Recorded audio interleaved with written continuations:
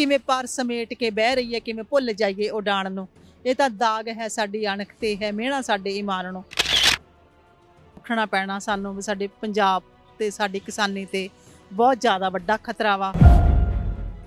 अंदोलनकारी साडे ओह किवें बीबियां दियां मतलब ਉਹਦੀ ਸੁਰੱਖਿਆ ਦਾ ਖਿਆਲ ਰੱਖਦੇ ਆ, ਉਹਨਾਂ ਦੀ ਸਹੂਲਤ ਦਾ ਖਿਆਲ ਰੱਖਦੇ ਆ। ਔਰਤ ਦਾ ਜਿਹੜਾ ਸਮਾਜ ਵਿੱਚ ਬਣਦਾ ਸਥਾਨ ਆ ਉਹਨੂੰ ਮਹਿਸੂਸ ਵੀ ਕਰਦੇ ਆ ਔਰ ਉਹਨੂੰ ਉਹ ਜਗ੍ਹਾ ਦੇਣ ਵੀ ਲੱਗੇ ਆ। ਸਤਿ ਸ਼੍ਰੀ ਅਕਾਲ, ਤੁਸੀਂ ਦੇਖ ਰਹੇ ਹੋ ਟੀਵੀ ਪੰਜਾਬ। ਕਹਿੰਦੇ ਨੇ ਕਵੀ ਸਮਾਜ ਦਾ ਸ਼ੀਸ਼ਾ ਹੁੰਦੇ ਨੇ ਔਰ ਇਹ ਸ਼ੀਸ਼ਾ ਜਦੋਂ ਉੱਭਰ ਕੇ ਉੱਠਦਾ ਹੈ ਜਾਂ ਕਹਿ ਲਓ ਕਿ ਇਹ ਸ਼ੀਸ਼ਾ ਜਦੋਂ ਸਮਾਜ ਦੇ ਸਾਹਮਣੇ ਆਉਂਦਾ ਹੈ ਤੇ ਬਹੁਤ ਸਾਰੀਆਂ ਚੀਜ਼ਾਂ ਨੂੰ ਨੰਗਿਆਂ ਕਰਕੇ ਰੱਖ ਦਿੰਦਾ ਹੈ। ਅੱਜ ਮੇਰੇ ਨਾਲ ਇੱਦਾਂ ਦੇ ਕਵੀ ਨੇ ਜਿਨ੍ਹਾਂ ਨੇ ਕਿਸਾਨੀ ਸੰਘਰਸ਼ ਦੇ ਉੱਤੇ ਇੱਕ ਕਵਿਤਾ ਲਿਖੀ, ਪਰ ਉਹ ਕਵਿਤਾ ਪੂਰੇ ਸਮਾਜ ਨੂੰ ਹਿਲਾ ਕੇ ਰੱਖਣ ਵਾਲੀ ਹੈ ਜਾਂ ਕਹਿ ਲਓ ਕਿ ਜੋਸ਼ ਭਰਨ ਵਾਲੀ ਕਵਿਤਾ ਲਿਖੀ। ਔਰ ਮੇਰੇ ਨਾਲ ਨੇ ਸੁਖਵਿੰਦਰ ਅੰਮ੍ਰਿਤ ਜੀ, ਤੁਹਾਡਾ ਸਵਾਗਤ ਹੈ ਜੀ। ਸ਼ੁਕਰੀਆ ਜੀ। ਅੱਛਾ, ਜਦੋਂ ਆਪਾਂ ਕਵਿਤਾ ਦੀ ਗੱਲ ਕਰਦੇ ਹਾਂ ਤਾਂ ਮੈਂ ਕਿਹਾ ਕਿ ਸਮਾਜ ਦਾ ਸ਼ੀਸ਼ਾ ਨੇ, ਤੇ ਤੁਹਾਨੂੰ ਲੱਗਦਾ ਹੈ ਕਿ ਅੱਜ ਕੱਲ੍ਹ ਦੇ ਕਵੀ ਜਿਹੜੇ ਨੇ ਜਾਂ ਫਿਰ ਕਵੀ ਜੋ ਲਿਖ ਰਹੇ ਨੇ ਉਹ ਵਾਕਈ ਸਮਾਜ ਦੇ ਲਈ ਇੱਕ ਬਹੁਤ ਸਰੋਕਾਰ ਹੋ ਰਿਹਾ? ਆਪਣੀ ਆਪਣੀ ਸਮਰੱਥਾ ਹੁੰਦੀ ਆ, ਹੈ ਨਾ। ਸੋ ਆਪਣੀ ਆਪਣੀ ਸਮਰੱਥਾ ਅਨੁਸਾਰ ਸਾਡੇ ਲੇਖਕ ਜਿੰਨਾ ਵੀ ਕੰਮ ਕਰ ਸਕਦੇ ਆ, ਜਿੰਨਾ ਵੀ ਯੋਗਦਾਨ ਪਾ ਸਕਦੇ ਆ ਉਹ ਪਾ ਰਹੇ ਆ। ਸੋ ਮੈਂ ਵੀ ਉਹਨਾਂ 'ਚ ਇੱਕ ਜਿੰਨੀ ਕੁ ਮੇਰੀ ਸਮਰੱਥਾ ਵਾ, ਜਿੰਨੀ ਕੁ ਮੇਰੇ 'ਚ ਸਮਝ ਆ, ਉਹਨਾਂ ਕੁ ਕੰਮ ਮੈਂ ਵੀ ਕਰ ਰਹੀ ਹਾਂ। ਕਲੇਜੇ ਤੀਰ ਵੇਖਣ ਨੂੰ ਤੇ ਸਿਰ ਤੇ ਤਾਜ ਦੇਖਣ ਨੂੰ, ਜ਼ਮਾਨਾ ਰੁਕ ਗਿਆ ਉਹੀ ਅੰਦਾਜ਼ ਵੇਖਣ ਨੂੰ। ਇਹ ਕਵਿਤਾ ਆਪਣੀ ਤਰੀਕੇ ਦੀ ਹੋ ਨਿਬੜੀ ਆ, ਹਰ ਕੋਈ ਸੁਣਨਾ ਚਾਹੁੰਦਾ ਆ। ਔਰ ਜੇ ਕਹਿ ਲਓ ਕਿ ਸੰਘਰਸ਼ ਦੇ ਵਿੱਚ ਇੱਕ ਨਵੀਂ ਜਾਨ ਫੂਕ ਦਿੱਤੀ ਇਸ ਕਵਿਤਾ ਨੇ, ਤਾਂ ਉਹਦੇ ਵਿੱਚ ਵੀ ਮੈਨੂੰ ਲੱਗਦਾ ਕਿ ਕੋਈ ਅੱਤਕਥਨੀ ਨਹੀਂ ਹੈਗੀ। ਕਿਵੇਂ ਔੜਿਆ ਇਹ ਸਭ ਕੁਝ ਤੇ ਕਿਵੇਂ ਲਿਖਿਆ? ਇਹ ਬਸ ਜਦੋਂ ਆਪਣੇ ਸੰਘਰਸ਼ ਦੀਆਂ ਖਬਰਾਂ ਆਉਣ ਲੱਪੀਆਂ, ਹੈ ਨਾ, ਜਦੋਂ ਕਰੋਨਾ ਦੇ ਕਾਲ ਦੇ ਵਿੱਚ ਟੀਵੀ 'ਤੇ ਮੈਂ ਖਬਰਾਂ ਦੇਖੀਆਂ ਵੀ ਜਦੋਂ ਕਾਨੂੰਨ ਇਹ ਆਏ ਆ ਤਾਂ ਸਾਡੇ ਕਿਸਾਨਾਂ ਨੇ ਜਦੋਂ ਸੰਘਰਸ਼ ਸ਼ੁਰੂ ਕੀਤਾ ਤਾਂ ਰੋਜ਼ ਖਬਰਾਂ ਦੇਖ ਦੇਖ ਕੇ ਬਸ ਮੇਰੇ ਮਨ ਵਿੱਚ ਆਪੇ ਹੀ ਇਹ ਲਾਈਨਾਂ ਆ ਗਈਆਂ ਵੀ ਹੁਣ ਸਮਾਜ ਨੂੰ ਬਦਲਣਾ ਪੈਣਾ, ਉੱਠਣਾ ਪੈਣਾ ਸਾਨੂੰ ਵੀ ਸਾਡੇ ਪੰਜਾਬ ਤੇ ਸਾਡੀ ਕਿਸਾਨੀ ਤੇ ਬਹੁਤ ਜ਼ਿਆਦਾ ਵੱਡਾ ਖਤਰਾ ਵਾ। ਸਾਡੀ ਹੋਂਦ ਮਿਟਾਉਣ ਵਾਲੀਆਂ ਗੱਲਾਂ ਹੋ ਰਹੀਆਂ ਨੇ। ਸੋ ਆਪਣੇ ਆਪ ਹੀ ਇਹ ਸਤਰਾਂ ਮੇਰੇ ਮਨ 'ਚੋਂ ਨਿਕਲ ਗਈਆਂ ਤੇ ਮੈਂ ਲਿਖਤੀ ਇੱਕ ਗਜ਼ਲ, ਹੈ ਨਾ। ਇਹ ਗਜ਼ਲ ਸੀਗੀ ਪਰ ਉਹਨਾਂ ਨੇ ਫਿਰ ਇਹਨੂੰ ਗੀਤ ਦੇ ਅੰਦਾਜ਼ ਨਾਲ ਜਿਵੇਂ ਰਿਕਾਰਡ ਕਰਵਾਇਆ ਤੇ ਥੋੜ੍ਹਾ ਇੱਕ ਅੱਧਾ ਸ਼ੇਰ ਵੀ ਉਹਨਾਂ ਨੇ ਮਤਲਬ ਥੋੜ੍ਹਾ ਬਦਲਿਆ, ਮੈਨੂੰ ਕਿਹਾ ਵੀ ਥੋੜ੍ਹਾ ਬਦਲ ਦਿਓ। ਸੋ ਉਹਨਾਂ ਨੂੰ ਜਿਵੇਂ ਚਾਹੀਦਾ ਸੀਗਾ ਪਰ ਉਹਨਾਂ ਨੇ ਵਧੀਆ ਗਾਇਆ ਔਰ ਜਿਵੇਂ ਪਹੁੰਚਣਾ ਚਾਹੀਦਾ ਸੀਗਾ ਲੋਕਾਂ ਤੱਕ ਪਹੁੰਚਿਆ ਔਰ ਇਹਦਾ ਪ੍ਰਭਾਵ ਵੀ ਬਣਿਆ। ਸੋ ਚੰਗਾ ਲੱਗਿਆ ਮੈਨੂੰ। ਸੁਖਵਿੰਦਰ ਅੰਮ੍ਰਿਤ ਦੀ ਜ਼ਿੰਦਗੀ ਦੇ ਵਿੱਚ ਉਦੋਂ ਬਾਅਦ ਬਦਲਾਵ ਆਇਆ ਜਾਂ ਇਹ ਕਹਿ ਲਓ ਕਿ ਉਸ ਤੋਂ ਪਹਿਲਾਂ ਕੀ ਸੀ ਤੇ ਉਸ ਤੋਂ ਬਾਅਦ ਕੀ ਹੋਇਆ? ਕਿਉਂਕਿ ਜਦੋਂ ਇੱਕ ਗਾਇਕ ਤੁਹਾਡੀ ਲਿਖਤ ਨੂੰ ਲਿਖਦਾ ਹੈ ਨਾ ਤਾਂ ਕੁਝ ਤਾਂ ਬਦਲਾਵ ਆਉਂਦਾ ਆ। ਨਹੀਂ, ਵੈਸੇ ਤਾਂ ਬਹੁਤ ਜ਼ਿਆਦਾ ਲੋਕ ਗਾਉਂਦੇ ਰਹਿੰਦੇ ਆ, ਮੈਨੂੰ ਕਈਆਂ ਨੇ ਰਿਕਾਰਡ ਵੀ ਕਰਵਾਈਆਂ ਮੇਰੀਆਂ ਚੀਜ਼ਾਂ, ਹੈ ਨਾ। ਬਹੁਤ ਸਾਲ ਪਹਿਲਾਂ ਜਦੋਂ ਹਾਲੇ ਮੈਂ ਨਵੀਂ ਨਵੀਂ ਇਸ ਖੇਤਰ 'ਚ ਆਈ ਸੀਗੀ ਉਦੋਂ ਇੱਕ ਰਾਗੀ ਨੇ ਚਰਨ ਸਿੰਘ ਆਲਮਗੀਰ, ਉਹਨਾਂ ਦਾ ਢਾਡੀ ਜੱਥਾ, ਉਹਨਾਂ ਨੇ ਪੂਰੀ ਦੀ ਪੂਰੀ ਇੱਕ ਕੈਸਟ ਬਾਬਾ ਦੀਪ ਸਿੰਘ ਬਾਰੇ 12 ਲਿਖਾਈਆਂ ਸੀ ਮੇਰੇ ਕੋਲੋਂ। ਮੇਰੀ ਉਦੋਂ ਬਸ ਐਵੇਂ ਮੈਂ ਹੋਣੀ ਆ 22-23 ਸਾਲ ਦੀ ਬਸ, ਤੇ ਉਦੋਂ ਮੈਂ 12 ਲਿਖ ਕੇ ਦਿੱਤੀਆਂ। ਉਹਨਾਂ ਨੇ ਸਾਰੀ ਕੈਸਟ ਮੇਰੀਆਂ ਨੇ 12 ਦੀ ਰਿਕਾਰਡ ਕਰਾਈ, ਉੱਤੇ ਮੇਰੀ ਫੋਟੋ ਵੀ ਲਾਈ ਲੇਖਕ ਦੇ ਤੌਰ 'ਤੇ, ਹੈ ਨਾ। ਸੋ ਉਦੋਂ ਵੀ ਬਹੁਤ ਚੰਗਾ ਲੱਗਿਆ ਸੀਗਾ।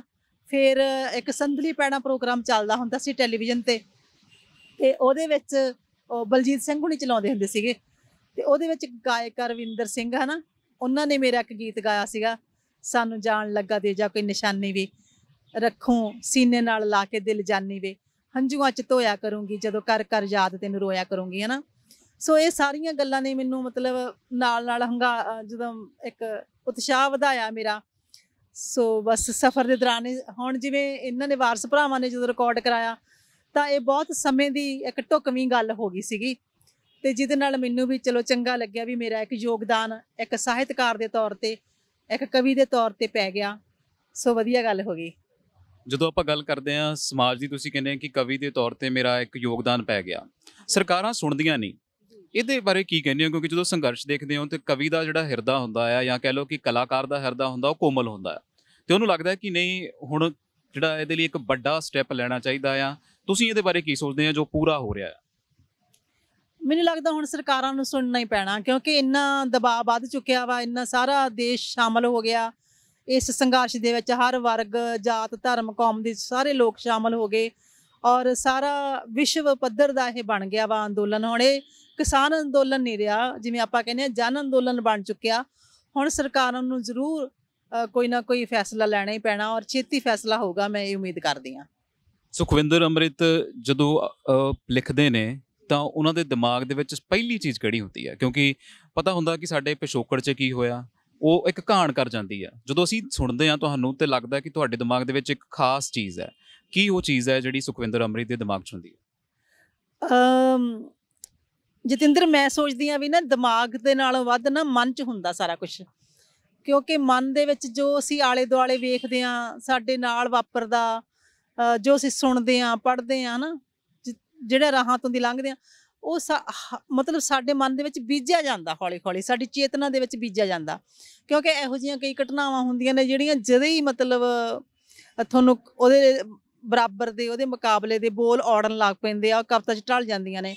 ਕਈ ਇਹੋ ਜਿਹੇ ਹਾਦਸੇ ਹੋ ਜਾਂਦੇ ਆ, ਵੱਡੀਆਂ ਤਰਾਸਦੀਆਂ ਹੋ ਜਾਂਦੀਆਂ, ਪਰ ਉਹ ਛੇਤੀ ਛੇਤੀ ਕਵਿਤਾ ਦੀ ਪਕੜ 'ਚ ਨਹੀਂ ਆਉਂਦੀਆਂ।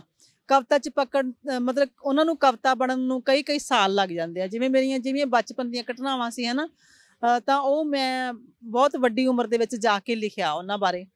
ਸੋ ਜਦੋਂ ਹੁਣ ਇਹ ਅੰਦੋਲਨ ਸ਼ੁਰੂ ਹੋਇਆ ਤਾਂ ਮੇਰਾ ਮਨ ਇੱਕਦਮ ਜੁੜ ਗਿਆ ਅੰਦੋਲਨ ਦੇ ਨਾਲ, ਅਤੇ ਮੈਂ ਕਿੰਨੀਆਂ ਚੀਜ਼ਾਂ ਨਵੀਆਂ ਲਿਖੀਆਂ, ਕਿੰਨੀਆਂ ਆਪਣੀਆਂ ਪੁਰਾਣੀਆਂ ਵੀ ਅਪਡੇਟ ਕੀਤੀਆਂ। ਸਗੋਂ ਵੀ ਮੈਨੂੰ ਲੱਗਿਆ ਵੀ ਇਹ ਸਿਰਫ ਮੇਰੀ ਗੱਲ ਨਹੀਂ, ਮੇਰਾ ਦੁੱਖ ਨਹੀਂ, ਜਾਂ ਸਿਰਫ ਔਰਤ ਜਾਤੀ ਦਾ ਦੁੱਖ ਨਹੀਂ, ਇਹ ਸਾਰੀ ਮਨੁੱਖਤਾ ਦਾ ਦਰਦ ਆ।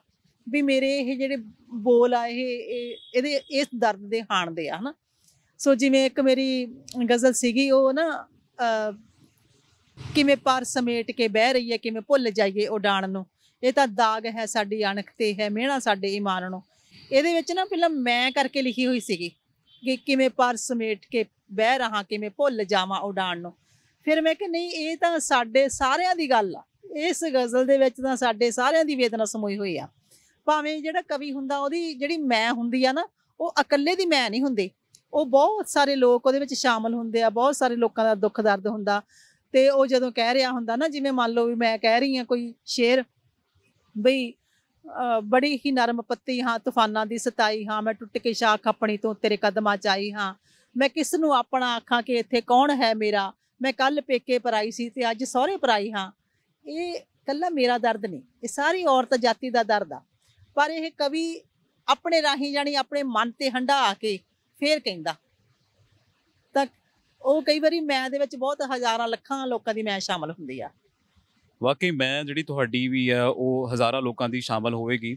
ਜਦੋਂ ਤੁਸੀਂ ਲਿਖਦੇ ਹੋ ਨਾ, ਤੇ ਇੱਦਾਂ ਲੱਗਦਾ ਹੈ ਕਿ ਤੁਸੀਂ ਕਿਵੇਂ ਕਹਿੰਦੇ ਹੋ ਕਿ ਮਨ ਦੇ ਵਿੱਚ ਉਹ ਗੱਲਾਂ ਹੁੰਦੀਆਂ ਨੇ, ਤੇ ਤੁਹਾਡੇ ਮਨ ਦੇ ਵਿੱਚ ਇੱਦਾਂ ਲੱਗਦਾ ਹੈ ਕਿ ਇੱਕ ਉਹ ਸਮਾਜ ਜਿਹਨੂੰ ਅਸੀਂ ਫਿਊਡਲ ਸਮਾਜ ਦਾ ਨਾਂ ਦਿੱਤਾ, ਜਿੱਥੇ ਮਰਦ ਪ੍ਰਧਾਨ ਹੈ, ਉਹ ਸਮਾਜ ਦੇ ਪ੍ਰਤੀ ਤੁਸੀਂ ਕੁਛ ਨਾ ਕੁਛ ਇੱਦਾਂ ਦਾ ਮਹਿਸੂਸ ਕਰਦੇ ਹੋ ਕਿ ਤੁਹਾਨੂੰ ਲੱਗਦਾ ਹੈ ਕਿ ਔਰਤ ਹਜੇ ਵੀ ਕਿਤੇ ਨਾ ਕਿਤੇ ਪਿਛਲੀ ਗਲੀ 'ਚ ਖੜੀ ਹੈ, ਔਰਤ ਦੀ ਉਨੀ ਕਦਰ ਨਹੀਂ ਹੈ ਜਿੰਨੀ ਬਣਦੀ ਹੈ। ਮੈਂ ਦਲੀਪ ਕੌਰ ਟਿਵਾਣਾ ਦੀ ਗੱਲ ਕਰਾਂ ਤੇ ਉਹ ਵੀ ਬੜੇ ਸਹਿਜ ਤਰੀਕੇ ਦੇ ਨਾਲ ਔਰਤ ਦੇ ਬਾਰੇ ਲਿਖਦੇ ਨੇ, ਉਹ ਉਵੇਂ ਬਿਆਨ ਕਰਦੇ ਨੇ ਜਿਵੇਂ ਔਰਤ ਹੁੰਦੀ ਹੈ। ਤੁਹਾਡੇ 'ਚ ਵੀ ਇੱਦਾਂ ਲੱਗਦਾ ਕਿ ਤੁਸੀਂ ਕੋਈ ਪਰਦਾ ਨਹੀਂ ਕੱਜਦੇ, ਕੋਈ ਉਹਦੇ 'ਤੇ ਸੁਰਖੀ ਬਿੰਦੀ ਨਹੀਂ ਲਾਉਂਦੇ, ਜਿਵੇਂ ਔਰਤ ਕੁਦਰਤ ਤਰੀਕੇ ਨਾਲ ਵਾਪਰਦੀ ਹੈ, ਵਿਚਰਦੀ ਹੈ, ਉਵੇਂ ਲਿਖਦੇ ਹੋ। ਇਹਦੇ ਪਿੱਛੇ ਕੀ ਕਾਰਨ ਹੈ ਕਿ ਏਡੀਆਂ ਵੱਡੀਆਂ, ਏਡੀਆਂ ਗਹਿਰੀਆਂ ਗੱਲਾਂ ਮਰਦ ਸਮਾਜ ਦੇ ਵਿੱਚ ਰਹਿ ਕੇ ਇੱਦਾਂ ਲੱਗਦਾ ਕਿ ਬਾਗੀ ਕਵਿਤਾ ਲਿਖੀ ਹੋਈ ਹੈ? ਅਸਲ 'ਚ ਨਾ ਔਰਤ ਜਿਹੜੀ ਅੱਧੀ ਆਬਾਦੀ ਆ, ਹੈ ਨਾ, ਸਾਡੀ ਦੁਨੀਆ ਦੀ, ਪਰ ਉਹਦਾ ਜਿਹੜਾ ਸਥਾਨ ਆ ਉਹਨਾਂ ਸਤਿਕਾਰਯੋਗ ਨਹੀਂ ਹੈਗਾ ਸਾਡੇ ਸਮਾਜ ਦੇ ਵਿੱਚ। ਮਤਲਬ ਬਾਹਰਲੇ ਦੇਸ਼ਾਂ ਵਿੱਚ ਵੀ ਮੈਂ ਦੇਖਿਆ ਵੀ ਔਰਤਾਂ ਮਹਿਸੂਸ ਕਰਦੀਆਂ ਨੇ ਵੀ ਸਾਨੂੰ ਬਰਾਬਰ ਦਾ ਇਨਸਾਨ ਨਹੀਂ ਸਮਝਿਆ ਜਾਂਦਾ, ਅਤੇ ਸਾਡੇ ਸਮਾਜ ਦੇ ਵਿੱਚ ਤਾਂ ਬਹੁਤ ਹੀ ਹਾਲੇ ਇੱਕ ਦੁਜੈਲਾ ਅਤੇ ਅਪਮਾਨਜਨਕ ਮੈਂ ਕਹੂੰਗੀ ਸਥਾਨ ਆ। ਵੀ ਜਿਹੜੇ ਸਮਾਜ ਦੇ ਵਿੱਚ ਨਿੱਕੀਆਂ ਨਿੱਕੀਆਂ ਬਾਲੜੀਆਂ ਦੀ ਅਤੇ ਬਜ਼ੁਰਗ ਔਰਤਾਂ ਦੀ, ਹੈ ਨਾ, ਦਾਦੀਆਂ ਪੜਦਾਦੀਆਂ ਦੀ ਉਮਰ ਦੀ ਇੱਦਾਂ ਦੀ ਬੇਪਤੀ ਕੀਤੀ ਜਾਂਦੀ ਹੋਵੇ, ਹੈ ਨਾ, ਪੁਰਸ਼ਾਂ ਵੱਲੋਂ, ਤਾਂ ਉਸ ਸਮਾਜ 'ਤੇ ਅਸੀਂ ਕੀ ਮਾਣ ਕਰ ਸਕਦੇ ਹਾਂ। ਸੋ ਬਹੁਤ ਦੁੱਖ ਨਾਲ ਇਹ ਗੱਲ ਮੈਂ ਕਹਿੰਦੀ ਹਾਂ ਵੀ ਸਾਡੇ ਸਮਾਜ ਦੇ ਵਿੱਚ ਜਿਹੜੀ ਔਰਤ ਦੀ ਸਥਿਤੀ ਆ ਉਹ ਕੁਛ ਬਿਹਤਰ ਤਾਂ ਹੋਈ ਆ, ਪਰ ਸੁਖਾਵੀਂ ਨਹੀਂ ਹੈਗੀ, ਹਜੇ ਹੋਰ ਬਹੁਤ ਸਮਾਂ ਲੱਗਣਾ। ਪਰ ਕਈ ਵਾਰੀ ਚੰਗਾ ਵੀ ਲੱਗਦਾ ਵੀ ਜਦੋਂ ਬਹੁਤ ਪੁਰਸ਼ ਇੰਨੇ ਸੰਵੇਦਨਸ਼ੀਲ ਮਿਲਦੇ ਆ। ਅੰਦੋਲਨ ਵਿੱਚ ਵੀ ਮੈਂ ਵੇਖਿਆ ਵੀ ਜਿਹੜੇ ਉੱਥੇ ਹਾਜ਼ਰ ਨੇ ਨੌਜਵਾਨ ਆ, ਪੁਰਸ਼ ਨੇ, ਹੈ ਨਾ, ਅੰਦੋਲਨਕਾਰੀ ਸਾਡੇ, ਉਹ ਕਿਵੇਂ ਬੀਬੀਆਂ ਦੀਆਂ ਮਤਲਬ ਉਹਦੀ ਸੁਰੱਖਿਆ ਦਾ ਖਿਆਲ ਰੱਖਦੇ ਆ, ਉਹਨਾਂ ਦੀ ਸਹੂਲਤ ਦਾ ਖਿਆਲ ਰੱਖਦੇ ਆ। ਆਪਣੇ ਤੋਂ ਪਹਿਲਾਂ ਉਹ ਕਹਿੰਦੇ ਵੀ ਉਹਨਾਂ ਨੂੰ ਇਹ ਚੀਜ਼ ਮਿਲਣੀ ਚਾਹੀਦੀ ਆ, ਚਾਹੇ ਉਹ ਕੋਈ ਵੀ ਗੱਲ ਹੋਵੇ। ਉਹ ਕਹਿਣਗੇ ਨਹੀਂ ਪਹਿਲਾਂ ਬੀਬੀ ਜੀ ਨੂੰ ਲੰਘਾਓ, ਪਾਸੇ ਹੋਵੋ, ਵੀ ਬੀਬੀ ਜੀ ਨੂੰ ਲੰਘ ਲੈਣ ਦਿਓ, ਹੈ ਨਾ। ਪਹਿਲਾਂ ਬੀਬੀ ਜੀ ਨੂੰ ਪ੍ਰਸ਼ਾਦਾ ਛਕਾਓ, ਬੀਬੀ ਜੀ ਨੂੰ ਬੈਠਣ ਨੂੰ ਸਥਾਨ ਦਿਓ, ਹਨਾ, ਬੀਬੀ ਜੀ ਨੂੰ ਮੂਹਰੇ ਬਿਠਾਓ। ਸੋ ਇਦਾਂ ਦੀਆਂ ਜਦੋਂ ਗੱਲਾਂ ਹੁੰਦੀਆਂ ਨੇ ਅਸੀਂ ਦੇਖਦੇ ਹਾਂ ਤਾਂ ਸਾਨੂੰ ਬਹੁਤ ਮਤਲਬ ਚੰਗਾ ਵੀ ਲੱਗਦਾ ਵੀ ਚਲੋ ਸੋਚ ਬਦਲ ਰਹੀ ਆ, ਸਾਡੇ ਜਿਹੜੀ ਪੁਰਸ਼ ਮਾਨਸਿਕਤਾ ਉਹ 'ਚ ਵੀ ਸੰਵੇਦਨਾ ਆ ਰਹੀ ਆ, ਔਰ ਉਹ ਔਰਤ ਦਾ ਜਿਹੜਾ ਸਮਾਜ ਵਿੱਚ ਬਣਦਾ ਸਥਾਨ ਆ ਉਹਨੂੰ ਮਹਿਸੂਸ ਵੀ ਕਰਦੇ ਆ, ਔਰ ਉਹਨੂੰ ਉਹ ਜਗ੍ਹਾ ਦੇਣ ਵੀ ਲੱਗੇ ਆ।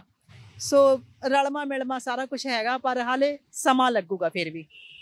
ਜਦੋਂ ਅਸੀਂ ਧਾਰਮਿਕ ਚੀਜ਼ਾਂ ਦੀ ਗੱਲ ਕਰਦੇ ਹਾਂ, ਜੇ ਆਪਾਂ ਸਿੱਖ ਧਰਮ ਦੀ ਗੱਲ ਕਰ ਲਈਏ, ਕਹਿੰਦੇ ਜੀ ਸੋ ਕਿਉ ਬੰਦਾ ਆਖੀਏ ਜਿਤ ਜੰਮੇ ਰਾਜਾਨ। ਇੱਦਾਂ ਹੀ ਹਿੰਦੂ ਧਰਮ ਦੇ ਵਿੱਚ ਹੈ, ਇੱਦਾਂ ਹੀ ਹੋਰ ਬਹੁਤ ਸਾਰੇ ਧਰਮਾਂ ਦੇ ਵਿੱਚ ਹੈ, ਬਰਾਬਰੀ ਦੀ ਗੱਲ ਕੀਤੀ ਜਾਂਦੀ ਹੈ। ਨਾ ਕਿਸੇ ਨੂੰ ਉੱਚਾ ਦੱਸਿਆ ਜਾਂਦਾ ਹੈ ਤੇ ਨਾ ਕਿਸੇ ਨੂੰ ਨੀਵਾਂ ਦੱਸਿਆ ਜਾਂਦਾ ਹੈ। ਪਰ ਫਿਰ ਵੀ ਅਸੀਂ ਜਦੋਂ ਭਾਰਤ ਦੀ ਗੱਲ ਕਰਦੇ ਹਾਂ, ਇੱਥੇ ਇੰਨੇ ਧਰਮ ਆ ਜਿੱਥੇ ਔਰਤ ਨੂੰ ਦੇਵੀ ਮੰਨ ਕੇ ਵੀ ਪੂਜਦੇ ਆ, ਔਰਤ ਨੂੰ ਇੱਕ ਪ੍ਰਤੱਖ ਰੂਪ ਦੇ ਵਿੱਚ ਸਾਹਮਣੇ ਵੀ ਰੱਖਦੇ ਆ। ਫਿਰ ਇੱਥੇ ਕਿਉਂ ਇੱਦਾਂ? ਕਿਉਂਕਿ ਤੁਸੀਂ ਬਹੁਤ ਪੜ੍ਹਦੇ ਵੀ ਹੋਵੋਗੇ, ਕਿਉਂਕਿ ਤੁਹਾਡੀਆਂ ਜਿਹੜੀਆਂ ਅਕਸ ਨੇ, ਤੁਹਾਡੀਆਂ ਕਵਿਤਾਵਾਂ ਨੇ, ਉਹ ਅਕਸਰ ਸਮਾਜ ਦੇ ਉਹਨਾਂ ਗੱਲਾਂ ਨੂੰ ਛੂਹਦੀਆਂ ਨੇ ਕਿ ਦੱਸੇ ਲੱਗਦਾ ਹੈ ਕਿ ਇੰਨਾ ਸਭ ਕੁਝ ਹੈਗਾ ਵੀ ਹੈ, ਪਰ ਫਿਰ ਲੋਕ ਵੀ ਨਹੀਂ ਮੰਨਦੇ। ਤੁਹਾਨੂੰ ਲੱਗਦਾ ਜਦੋਂ ਤੁਸੀਂ ਕਹਿੰਦੇ ਹੋ ਕਿ ਸਮਾਜ ਨੂੰ ਬਦਲਣ ਨੂੰ ਟਾਈਮ ਲੱਗਣਾ ਹੈ, ਤੇ ਇਹਦੇ ਪਿੱਛੇ ਕੀ ਕਾਰਨ ਹੈ ਕਿ ਸਭ ਕੁਝ ਤਾਂ ਸਾਡੇ ਸਾਹਮਣੇ ਪਿਆ ਆ, ਧਾਰਮਿਕ ਗ੍ਰੰਥਾਂ ਦੇ ਵਿੱਚ ਪਿਆ ਆ, ਤੇ ਫਿਰ ਵੀ ਲੋਕ ਕਿਉਂ ਨਹੀਂ ਸਮਝਦੇ?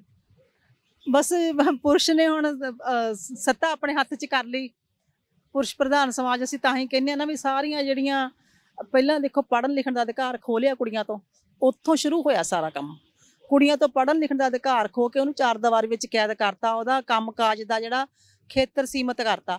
ਪਹਿਲਾਂ ਕੁੜੀਆਂ ਪੁਰਸ਼ਾਂ ਦੇ ਬਰਾਬਰ ਸੀਗੀਆਂ, ਕੋਈ ਵਿਤਕਰਾ ਨਹੀਂ ਸੀਗਾ। ਜਿਵੇਂ ਸਭ ਤੋਂ ਵੱਡੀ ਉਦਾਹਰਣ ਸਾਡੇ ਲੋਕ ਗੀਤ ਆ, ਜਿਹੜੇ ਔਰਤਾਂ ਦੁਆਰਾ ਰਚੇ ਗਏ, ਉਹ ਇੰਨੇ ਦਿਲਾਂ ਨੂੰ ਟੁੰਬਣ ਵਾਲੇ ਔਰ ਮਤਲਬ ਸਦਾ ਜਿਉਂਦੇ ਰਹਿਣ ਵਾਲੇ। ਪਰ ਹੌਲੀ ਹੌਲੀ ਔਰਤ ਜਿਹੜੀ ਸਾਹਿਤ ਖੇਤਰ 'ਚੋਂ ਗਾਇਬ ਹੁੰਦੀ ਗਈ। ਔਰ ਜਿਹੜੇ ਸਾਡੇ ਵੇਦ ਆ ਨਾ, ਵੇਦਾਂ ਦੀ ਰਚਨਾ ਦੇ ਵਿੱਚ ਵੀ ਬਹੁਤ ਸਾਰੀਆਂ ਰਿਸ਼ੀਕਾਵਾਂ ਦਾ ਯੋਗਦਾਨ ਮੰਨਿਆ ਜਾਂਦਾ।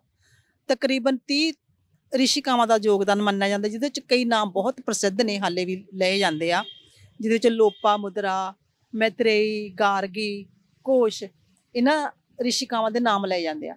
ਪਰ ਦੇਖੋ ਜਦੋਂ ਰਿਸ਼ੀਆਂ ਦੀ ਜਦੋਂ ਗੱਲ ਹੁੰਦੀ ਆ ਤਾਂ ਫਿਰ 7 ਰਿਸ਼ੀ ਕਹਿੰਦੇ ਉਹ ਸਪਤ ਰਿਸ਼ੀ ਆ, ਅਸਮਾਨ ਦੇ ਵਿੱਚ 7 ਤਾਰਿਆਂ ਨੂੰ ਕਿਹਾ ਜਾਂਦਾ, ਉਹ ਸਪਤ ਰਿਸ਼ੀ ਆ, ਉਹਨਾਂ 'ਚ ਕੋਈ ਰਿਸ਼ਿਕਾ ਨਹੀਂ ਹੈਗੀ। ਤਾਂ ਮੈਂ ਇੱਕ ਨਜ਼ਮ ਵੀ ਮੈਂ ਇੱਥੇ ਕਹਿਣੀ ਚਾਹੂੰਗੀ, 2-3 ਸਤਰਾਂ ਦੀ ਇੱਕ ਨਜ਼ਮ ਆ, ਫਿਰ ਆਪਾਂ ਗੱਲ ਅੱਗੇ ਤੋਰਦੇ ਹਾਂ। ਵੀ ਜੇ ਰਾਹਾਂ ਵਿੱਚ ਬੰਦਿਆਂ ਦੇ ਮੂੰਹਾਂ ਵਾਲੇ ਸ਼ੇਰ ਬਘੇਲੇ ਨਾ ਹੁੰਦੇ ਤਾਂ ਕੁੜੀਆਂ ਵੀ ਜਾ ਸਕਦੀਆਂ ਸੀ ਬਾਬੇ ਨਾਨਕ ਵਾਂਗੂ ਉਦਾਸੀਆਂ ਤੇ, ਤਾਂ ਕੁੜੀਆਂ ਵੀ ਜਾ ਸਕਦੀਆਂ ਸੀ ਗੌਤਮ ਬੁੱਧ ਵਾਂਗ ਨਿਰਵਾਣ ਦੀ ਪ੍ਰਾਪਤੀ ਲਈ। ਤਾਂ ਉਹਨਾਂ 7 ਰਿਸ਼ੀਆਂ ਵਿੱਚ ਕੋਈ ਰਿਸ਼ੀਕਾ ਵੀ ਜ਼ਰੂਰ ਹੁੰਦੀ ਸ਼ਾਮਲ, ਜੇ ਰਾਹਾਂ ਵਿੱਚ ਬੰਦਿਆਂ ਦੇ ਮੂੰਹਾਂ ਵਾਲੇ ਸ਼ੇਰ ਬਘੇਲੇ ਨਾ ਹੁੰਦੇ ਤਾਂ। ਔਰ ਪਹਿਲਾਂ ਤਾਂ ਦੇਖੋ ਉਹਨਾਂ ਨੂੰ ਸ਼ਾਇਦ ਉਹਨਾਂ ਦੀ ਸੁਰੱਖਿਆ ਵੱਡਾ ਮਸਲਾ ਸੀਗਾ ਉਦੋਂ ਵੀ, ਜਦੋਂ ਉਹਨੂੰ ਚਾਰ ਦੀਵਾਰੀ 'ਚ ਬੰਦ ਕਰਨਾ ਪਿਆ। ਸ਼ਾਇਦ ਪੁਰਸ਼ ਦੀ ਉਦੋਂ ਮਜਬੂਰੀ ਬਣ ਗਈ, ਹਾਲਾਤ ਇਹੋ ਜਿਹੇ ਬਣ ਗਏ, ਕਬੀਲਿਆਂ ਦੇ ਵਿੱਚ ਲੜਾਈਆਂ ਹੋਣ ਲੱਗੀਆਂ, ਹੱਦਾਂ ਸਰਹੱਦਾਂ ਬਦਲੇ, ਬਹੁਤੀ ਜ਼ਮੀਨ ਮੱਲਣ ਬਦਲੇ, ਬਹੁਤਾ ਧਨ ਪਦਾਰਥ ਮੱਲਣ ਬਦਲੇ, ਸ਼ਾਇਦ ਲੜਾਈਆਂ ਜੰਗਾਂ ਹੋਣ ਲੱਗ ਪਈਆਂ। ਤੇ ਜਿਹੜੇ ਹਮਲੇ ਸੀਗੇ ਉਹ ਔਰਤਾਂ ਤੇ ਹੁੰਦੇ ਸੀਗੇ। ਮਤਲਬ ਉਹਨਾਂ ਨੇ ਇਸ ਕਰਕੇ ਉਹਨਾਂ ਨੂੰ ਲੱਗਿਆ ਵੀ ਪੁਰਸ਼ਾਂ ਨੂੰ ਵੀ ਇਹਨਾਂ ਨੂੰ ਸ਼ਾਇਦ ਅਸੀਂ ਬਾਹਰ ਨਾ ਕੱਢੀਏ, ਇਹਨਾਂ ਨੂੰ ਸੰਭਾਲ ਕੇ ਸਾਡੀਆਂ ਇੱਜ਼ਤਾਂ ਨੇ ਰੱਖੀਏ। ਤੇ ਉਹਨਾਂ ਨੇ ਸਾਰੇ ਬਾਹਰਲੀ ਦੁਨੀਆ ਨਾਲੋਂ ਤੋੜ ਕੇ ਉਹਨਾਂ ਨੂੰ ਜਦੋਂ ਘਰ 'ਚ ਕੈਦ ਕਰਤਾ, ਤਾਂ ਉਹ ਬਾਹਰਲੀ ਦੁਨੀਆ ਨਾਲ ਟੁੱਟ ਕੇ ਉਹਦੀ ਜਿਹੜੀ ਮਾਨਸਿਕਤਾ ਵੀ ਚੇਤਨਾ ਵੀ ਸੀਮਤ ਹੋ ਗਈ। ਮਤਲਬ ਸੋਚਾਂ ਉਹਦੀਆਂ, ਸੁਪਨੇ, ਉਹਨੇ ਸੋਚਿਆ ਵੀ ਇਹੀ ਆ ਮੇਰਾ, ਤਾਂ ਬਸ ਮੇਰੀ ਹੀ ਜ਼ਿੰਮੇਵਾਰੀ ਆ, ਇਹ ਡਿਊਟੀ ਆ। ਤੇ ਉਹ ਵੀ ਉਹਦੇ ਨਾਲ ਹੀ ਰੁੱਝ ਗਈ ਵੀ ਮੈਂ ਤਾਂ ਬਸ ਘਰ ਦਾ ਕੰਮਕਾਰ ਹੀ ਕਰਨਾ ਵਾ ਤੇ ਬੱਚੇ ਹੀ ਪਾਲਣੇ ਆ। ਸੋ ਜਿਹੜੀ ਉਹ ਸਾਹਿਤ ਖੇਤਰ ਦੇ ਵਿੱਚ ਜਿਹੜਾ ਉਹਦਾ ਯੋਗਦਾਨ ਵੀ ਮੁੱਕ ਗਿਆ, ਜਦੋਂ ਪੜ੍ਹ ਲਿਖ ਹੀ ਨਹੀਂ ਸਕੀ, ਵਿੱਦਿਆ ਨਹੀਂ ਪ੍ਰਾਪਤ ਕਰ ਸਕੀ, ਤੇ ਬਸ ਉਹ ਖਤਮ ਹੁੰਦੀ ਗਈ। ਜਿਵੇਂ ਮੀਰਾ ਵਰਗੀਆਂ ਕਈ ਔਰਤਾਂ ਉੱਠੀਆਂ ਜਿਨ੍ਹਾਂ ਨੇ ਲਿਖਣ ਦੀ ਕੋਸ਼ਿਸ਼ ਕੀਤੀ, ਤਾਂ ਉਹਨਾਂ ਨੂੰ ਵੀ ਉਸ ਸਮੇਂ ਦੇ ਜਿਹੜੇ ਹਾਕਮ ਸੀਗੇ, ਰਾਜੇ ਰਾਣੇ ਸੀਗੇ, ਉਹਨਾਂ ਨੇ ਜ਼ਹਿਰ ਪਿਆ ਕੇ ਉਹਨਾਂ ਦੀ ਪ੍ਰਤਿਭਾ ਦਾ ਦਮ ਤੋੜਤਾ, ਗਲ ਘੁੱਟਤਾ ਉਹਨਾਂ ਦਾ। ਸੋ ਇਸ ਤਰ੍ਹਾਂ ਦੇ ਹਾਲਾਤ ਬਣਦੇ ਗਏ। ਪਰ ਹੁਣ ਹੌਲੀ ਹੌਲੀ ਸਮਾਂ ਬਦਲ ਲਿਆ। ਹੁਣ ਕੁੜੀਆਂ ਪੜ੍ਹ ਲਿਖ ਕੇ ਅੱਗੇ ਆ ਰਹੀਆਂ। ਜਿਵੇਂ ਆਧੁਨਿਕ ਸਮੇਂ ਦੇ ਵਿੱਚ ਹੁਣ ਪੀਰੋ ਪ੍ਰੇਮਣ ਤੋਂ ਗੱਲ ਸ਼ੁਰੂ ਹੁੰਦੀ ਆ, ਫਿਰ ਅੰਮ੍ਰਿਤਾ ਪ੍ਰੀਤਮ ਹੋਣਾ ਦੇ ਵਕਤ ਆ ਕੇ ਉਹਨਾਂ ਨੇ ਇੱਕ ਰੋਲ ਮਾਡਲ ਬਣ ਕੇ ਆਦਰਸ਼ ਬਣੇ ਉਹ ਔਰਤ ਜਾਤੀ ਲਈ। ਉਹਨਾਂ ਨੇ ਆਪਣੀਆਂ ਸ਼ਰਤਾਂ ਦੇ ਮੁਤਾਬਕ ਸਾਰਾ ਆਪਣੇ ਜੋ ਵੀ ਮਤਲਬ ਜਿਸ ਤਰ੍ਹਾਂ ਦਾ ਜੀਵਨ ਜਿਉਣਾ ਚਾਹੁੰਦੇ ਸੀ ਉਹੋ ਜਿਹਾ ਜੀਵਨ ਜਿਉਇਆ, ਔਰ ਨਾਰੀ ਲਈ ਲਿਖਿਆ ਬਹੁਤ, ਸਮਾਜ ਲਈ ਬਹੁਤ ਲਿਖਿਆ। ਸੋ ਇਸ ਤਰ੍ਹਾਂ ਹੁਣ ਕਿੰਨਾ ਸਾਰਾ ਸਾਹਿਤ ਆ ਜਿਹੜਾ ਨਾਰੀਆਂ ਦੁਆਰਾ ਲਿਖਿਆ ਜਾ ਰਿਹਾ, ਔਰ ਉਹਨਾਂ ਦੀ ਗੱਲ ਵੀ ਹੁੰਦੀ ਆ, ਔਰ ਉਹਨਾਂ ਨੂੰ ਸਤਿਕਾਰਯੋਗ ਸਥਾਨ ਵੀ ਮਿਲਦਾ ਸਮਾਜ ਵਿੱਚ ਵੀ ਔਰ ਸਾਹਿਤ ਵਿੱਚ ਵੀ। ਜਦੋਂ ਤੁਸੀਂ ਗੱਲ ਅੰਮ੍ਰਿਤਾ ਪ੍ਰੀਤਮ ਦੀ ਕਰਦੇ ਆ ਤੇ ਅਕਸਰ ਬਹੁਤ ਸਾਰੇ ਲੋਕ ਇਹ ਕਹਿੰਦੇ ਨੇ ਕਿ ਬਾਗੀ ਔਰਤਾਂ ਜਿਹੜੀਆਂ ਨੇ ਉਹ ਘਰ ਨਹੀਂ ਵਸਾ ਸਕਦੀਆਂ, ਜਿਹੜੀਆਂ ਕੁਝ ਜਿਵੇਂ ਤੁਸੀਂ ਕਹਿੰਦੇ ਹੋ ਕਿ ਅਸੀਂ ਉੱਠ ਕੇ ਖੜੇ ਹੋਈਏ, ਨਿਕਲੀਏ ਔਰ ਆਪਣੇ ਹੱਕ ਲਈ ਵੀ ਲੜੀਏ, ਆਪਣੇ ਸਨਮਾਨ ਲਈ ਵੀ ਗੱਲ ਕਰੀਏ, ਤੇ ਇਹਨਾਂ ਨੂੰ ਅਕਸਰ ਸਮਾਜ ਬਾਗੀ ਦੱਸ ਦਿੰਦਾ ਆ। ਗੱਲ ਹੱਕ ਦੀ ਹੁੰਦੀ ਆ ਪਰ ਫਿਰ ਵੀ ਉਹ ਬਾਗੀ ਹੁੰਦੀਆਂ ਨੇ ਤੇ ਕਹਿੰਦੇ ਜੀ ਬਾਗੀ ਔਰਤਾਂ ਘਰ ਨਹੀਂ ਵਸਾ ਸਕਦੀਆਂ। ਤੁਹਾਨੂੰ ਲੱਗਦਾ ਹੈ ਕਿ ਕਿਉਂਕਿ ਤੁਹਾਡੇ ਨਾਲ ਵੀ ਕੁਝ ਇਦਾਂ ਦਾ ਹੋਇਆ, ਕਦੀ ਤੁਹਾਨੂੰ ਕਿਸੇ ਰਿਸ਼ਤੇਦਾਰ ਨੇ ਕਿਹਾ ਹੋਵੇ ਕਿ ਇਦਾਂ ਦਾ ਲਿਖਣਾ ਛੱਡ ਦੇ, ਤੈਨੂੰ ਬਾਗੀ ਕਹਿਣਗੇ, ਤੇਰੇ ਨਾਲ ਕੁਝ ਹੋ ਜਾਊਗਾ, ਤੇਰੇ ਸਹੁਰੇ ਪਰਿਵਾਰ ਕੁਝ ਕਹੂਗਾ, ਇਦਾਂ ਦਾ ਕੁਝ ਹੋਇਆ ਸੁਖਵਿੰਦਰ ਅੰਮ੍ਰਿਤ ਦੇ ਨਾਲ? ਮੈਂ ਇੱਕ ਸ਼ੇਰ ਲਿਖਿਆ ਸੀਗਾ ਵੀ ਇਹ ਮਰ ਮਰ ਕੇ ਜਿਉਣਾ ਛੱਡ ਬਗਾਵਤ ਕਰ ਤੇ ਟੱਕਰ ਲੈ, ਤੇਰੇ ਹਿੱਸੇ ਦੀ ਦੁਨੀਆ ਤੇ ਕਿਸੇ ਦਾ ਰਾਜ ਕਿਉਂ ਹੋਵੇ। ਜਦੋਂ ਬਗਾਵਤ ਕਰਨੀ ਹੋਵੇ, ਟੱਕਰ ਲੈਣੀ ਹੋਵੇ ਜਾਬਰਾਂ ਦੇ ਨਾਲ, ਦਮਨਕਾਰੀਆਂ ਨਾਲ, ਫਿਰ ਕੁਰਬਾਨੀਆਂ ਦੇਣੀਆਂ ਪੈਂਦੀਆਂ, ਫਿਰ ਘਰ ਤਾਂ ਕੀ ਕਈ ਵਾਰੀ ਜਾਨਾਂ ਵੀ ਕੁਰਬਾਨ ਕਰਨੀਆਂ ਪੈਂਦੀਆਂ।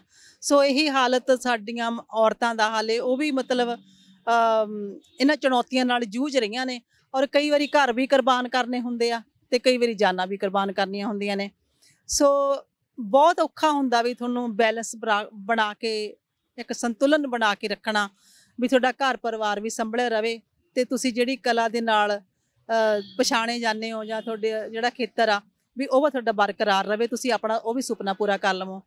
ਸੋ ਮੈਂ ਖੁਸ਼ਕਿਸਮਤ ਹਾਂ ਵੀ ਮੈਨੂੰ ਘਰ ਪਰਿਵਾਰ ਨੇ ਹੌਲੀ ਹੌਲੀ ਸਾਥ ਦਿੱਤਾ ਔਰ ਉਹਨਾਂ ਨੇ ਮੇਰੀ ਕਲਮ ਨੂੰ ਅਪਣਾ ਲਿਆ, ਤਾਂ ਮੇਰੀ ਕਲਮ ਤੇ ਮੇਰਾ ਘਰ ਪਰਿਵਾਰ ਬਣਿਆ ਰਿਹਾ। ਔਰ ਸ਼ਾਇਦ ਸਾਨੂੰ ਹੁਣ ਇਸ ਤਰ੍ਹਾਂ ਦੇ ਮਤਲਬ ਇੱਕ ਉਦਾਹਰਨਾਂ ਦੀ ਲੋੜ ਆ, ਇਹੋ ਜਿਹੀਆਂ ਮਿਸਾਲਾਂ ਦੀ ਲੋੜ ਆ ਵੀ ਜਿੱਥੇ ਘਰ ਪਰਿਵਾਰ ਤੇ ਉਹਨਾਂ ਦੀ ਕਲਾ ਦਾ ਵਿੱਚ ਇੰਨਾ ਤਾਲਮੇਲ ਹੋਵੇ ਵੀ ਉਹ ਬਰਾਬਰ ਲੈ ਕੇ ਤੁਰ ਸਕਣ। ਔਰਤਾਂ ਨੂੰ ਘਰ ਛੱਡਣੇ ਨਾ ਪੈਣ, ਕੁਰਬਾਨ ਨਾ ਕਰਨੇ ਪੈਣ, ਆਪਣੇ ਉਹਨਾਂ ਤੋਂ ਵੰਚਿਤ ਨਾ ਹੋਣਾ ਪਵੇ, ਵਾਂਝੇ ਨਾ ਹੋਣਾ ਪਵੇ। ਜਦੋਂ ਤੁਸੀਂ ਨਜ਼ਮ ਕੋਈ ਲਿਖਦੇ ਹੋ ਤੇ ਸਭ ਤੋਂ ਪਹਿਲਾਂ ਕਿਹਨੂੰ ਸੁਣਾਉਂਦੇ ਹੋ? ਔਰ ਮੇਰਾ ਦੂਸਰਾ ਸਵਾਲ ਇਹਦੇ ਨਾਲ ਹੀ ਮਿਲਦਾ ਹੈ ਕਿ ਕੌਣ ਸਭ ਤੋਂ ਜ਼ਿਆਦਾ ਸਪੋਰਟ ਕਰਦਾ ਹੈ? ਹਾਂਜੀ, ਸਭ ਤੋਂ ਪਹਿਲਾਂ ਮੈਂ ਆਪਣੇ ਬੱਚਿਆਂ ਨੂੰ ਸੁਣਾਉਣੀ ਆ, ਆਪਣੇ ਮੇਰੀ ਇੱਕ ਧੀ ਆ ਨਾ, ਪਹਿਲਾਂ ਉਹਨੂੰ ਸੁਣਾਉਣੀ ਆ, ਫਿਰ ਹੁਣ ਨੌ ਰਾਣੀਆਂ, ਕਦੇ ਉਹ ਜਦੋਂ ਜਿਹਦੇ ਕੋਲ ਵੀ ਸਮਾਂ ਹੁੰਦਾ ਮੈਂ ਉਹਨਾਂ ਨੂੰ ਭੇਜਦੀ ਹਾਂ, ਤੇ ਜਿਹਦੇ ਕੋਲ ਵੀ ਉਹ ਸਮਾਂ ਹੁੰਦਾ ਉਹ ਉਹਦਾ ਹੁੰਗਾਰਾ ਭੇਜਦੀ ਹਾਂ। ਕਦੇ ਨੌ ਰਾਣੀ ਪਹਿਲਾਂ ਭੇਜ ਦਿੰਦੀ ਆ, ਕਦੇ ਧੀ ਰਾਣੀ ਪਹਿਲਾਂ ਭੇਜ ਦਿੰਦੀ ਆ। ਉਹਨਾਂ ਨੂੰ ਦਿਖਾ ਕੇ ਫਿਰ ਮੈਂ ਆਪਣੇ ਬਾਹਰ ਮਤਲਬ ਜੇ ਕਿਤੇ ਪੇਜ ਤੇ ਪਾਉਣੀ ਆ ਜਾਂ ਕਿਤੇ ਹੋਰ ਸਾਂਝੀ ਕਰਨੀ ਆ ਤਾਂ ਮੈਂ ਉਹਨਾਂ ਨੂੰ ਦਿਖਾ ਕੇ ਕਰਦੀ ਆ। ਸਪੋਰਟ ਦੀ ਗੱਲ ਕਰਾਂ ਤੇ ਜਦੋਂ ਹਮ ਸਾਥੀ ਕਹਿੰਦੇ ਸਪੋਰਟ ਕਰਦਾ ਆ ਤੇ ਫਿਰ ਉਹਦੇ ਨਾਲ ਦੀ ਰੀਸ ਨਹੀਂ ਹੁੰਦੀ, ਕਿਉਂਕਿ ਅਕਸਰ ਦੇਖਿਆ ਜਾਂਦਾ ਕਿ ਸਹੁਰਾ ਪਰਿਵਾਰ ਤੁਹਾਨੂੰ ਕਦੇ ਧੀ ਵਾਂਗੂ ਨਹੀਂ ਟਰੀਟ ਕਰ ਸਕਦਾ। ਪਤਾ ਨਹੀਂ ਕਿਉਂ ਇਹ ਅਕਸਰ, ਕਿਉਂਕਿ ਮੈਂ ਬਹੁਤ ਸਾਰੇ ਲੋਕਾਂ ਨਾਲ ਮਿਲਦਾ, ਲੇਖਕਾਂ ਨਾਲ ਮਿਲਦਾ ਤੇ ਗੱਲਬਾਤ ਹੁੰਦੀ ਆ ਤੇ ਉਹ ਕਹਿੰਦੇ ਕਿ ਜਦੋਂ ਤੱਕ ਉਹ ਤੁਹਾਨੂੰ ਅਪਣਾਉਂਦਾ ਹੈ ਉਦੋਂ ਤੱਕ ਬਹੁਤ ਲੇਟ ਹੋਈ ਹੁੰਦੀ ਆ, ਤੁਸੀਂ ਆਪਣੇ ਬੱਚਿਆਂ ਵਾਲੇ ਹੋ ਜਾਂਦੇ ਆ, ਫਿਰ ਤੁਸੀਂ ਤਵੱਕੋ ਕਰਨਾ ਛੱਡ ਦਿੰਦੇ ਆ। ਤੇ ਤੁਹਾਡਾ ਸਹੁਰਾ ਪਰਿਵਾਰ ਕਿਵੇਂ ਦਾ ਰਿਹਾ ਤੇ ਤੁਹਾਨੂੰ ਤੁਹਾਡੇ ਹਮਸਾਥੀ ਕਿਵੇਂ ਦੇ ਰਹੇ? ਉਹਨਾਂ ਨੇ ਸਪੋਰਟ ਕੀਤਾ, ਕਿਵੇਂ ਚੱਲਿਆ ਇਹ ਸਾਰਾ ਛੜਾ ਪ੍ਰਬੰਧ, ਕਿਵੇਂ ਚੱਲਿਆ? ਹਾਂਜੀ ਜਤਿੰਦਰ, ਬਸ 12 ਸਾਲ ਲੱਗ ਗਏ ਜੀ। ਮੈਂ ਹੁਣ ਕੀ ਕਹਾਂ, ਮੈਂ ਨਾ ਬਹੁਤ ਸਾਰੀਆਂ ਇੰਟਰਵਿਊਆਂ 'ਚ ਕਹਿ ਚੁੱਕੀ ਹਾਂ ਵੀ ਮੈਨੂੰ 9ਵੀਂ 'ਚੋਂ ਮਾਪਿਆਂ ਨੇ ਪੜ੍ਹਨ ਨੂੰ ਹਟਾਇਆ ਤੇ ਫਿਰ 2 ਸਾਲ ਮੈਂ ਘਰੇ ਰਹੀ, ਤਰਲੇ ਲੈਂਦੀ ਰਹੀ ਵੀ ਮੈਨੂੰ 10ਵੀਂ 'ਚ ਪੜ੍ਹਨ ਲਾ ਦਿਓ, ਕਿਉਂਕਿ ਵੀ ਜੀ ਦੇ ਸੱਟ ਲੱਗ ਗਈ ਸੀ, ਉਹਨਾਂ ਨੇ ਹਟਾਉਣਾ ਪਿਆ। ਮੈਂ ਵੱਡੀ ਸੀਗੀ, ਕੰਮ ਘਰ ਦਾ ਬਹੁਤ ਸੀ, ਖੇਤੀਬਾੜੀ ਸੀ। ਤੇ ਫਿਰ ਜਦੋਂ ਬਸ ਪੜ੍ਹਨ ਲਾਇਆ ਤਾਂ ਮਤਲਬ ਜੀਵਨ ਸਾਥੀ ਨੂੰ 10 ਸਾਲ ਉਹਨਾਂ ਦੇ ਤਰਲੇ ਕਰਦੀ ਰਹੀ, ਤਾਂ 12 ਸਾਲਾਂ ਬਾਅਦ ਉਹਨਾਂ ਨੇ ਮੈਨੂੰ ਮਤਲਬ ਕਹਿਤਾ ਵੀ ਚੱਲ ਪੜ੍ਹ ਲਾ, ਹੈ ਨਾ। ਸੋ ਜਦੋਂ ਬੱਚੇ ਪੜ੍ਹਦੇ ਸੀਗੇ, ਜਿਹੜੇ ਸਕੂਲ ਪੜ੍ਹਦੇ ਸੀ, ਉਸੇ ਸਕੂਲ ਮੈਂ ਬੱਚਿਆਂ ਨਾਲ ਜਾ ਕੇ 10ਵੀਂ ਕਲਾਸ ਕੀਤੀ, ਹੌਲੀ ਹੌਲੀ 12ਵੀਂ 15ਵੀਂ 14ਵੀਂ ਇੱਦਾਂ MA ਕਰ ਲਈ, ਹੈ ਨਾ।